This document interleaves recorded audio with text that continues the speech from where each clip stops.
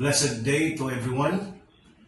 Sa ngalan po ng East Visayas Jurisdictional Area, taos pusong pagbati sa ating lahat sa buong United Church of Christ in the Philippines sa kaniyang 77th anniversary ngayong May 25, na kung saan ito po ay linggo at ating pagdiwang sa ating mga iglesia lokal sa panahon ng ating panumbahan. Our 77th anniversary is not just a mark of time, but a testimony to the power of unity.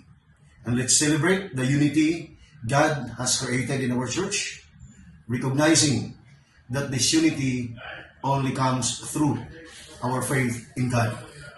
Our light can never be hidden when we anchored in Christ, and our voices cannot be silent.